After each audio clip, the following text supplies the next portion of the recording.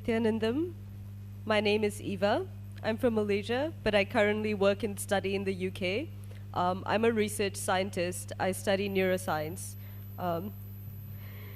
So we've been playing around with these powers for a while. And the one I'm going to talk about is of visualization or reading the mind of another person.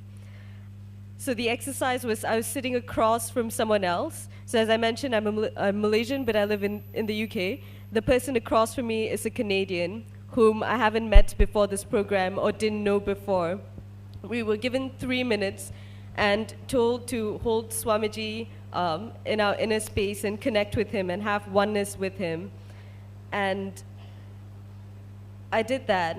And the first thing I felt was a tall, slim man, because we were told to visualize a person and to visualize them strongly. So I immediately felt a tall, slim man who was Caucasian, and I had a feeling they were related. So the first thing I did was jump to a conclusion and say, oh, is that your brother?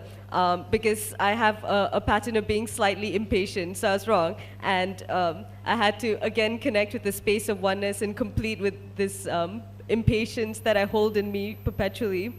And I focused again, and then I realized that it was an older man. And I felt a strong feeling of fatherliness. So I said, your father or grandfather?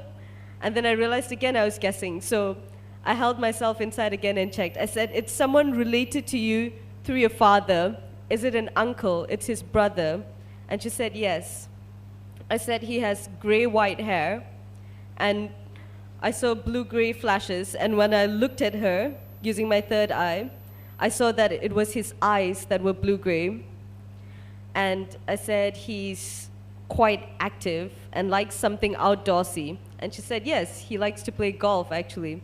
And I said, he's a dentist, isn't he? I don't know where that came from, but it was from that space of oneness I felt that. Then I asked, is he single? Then she said, no. But I felt this again. I was like, okay. Then she said, no, but why did you say that? So again, I tried connecting with Swamiji, and I connected. And I said, he feels alone. He's not connected somehow to like a family. Does he not have his own like kids and stuff? Then she's like, he does, but it's interesting you say that. Then I said, still, but he feels sort of separate.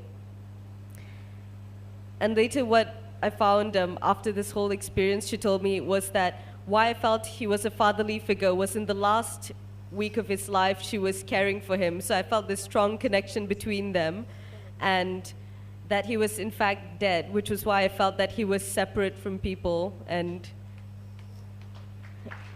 I can't explain this.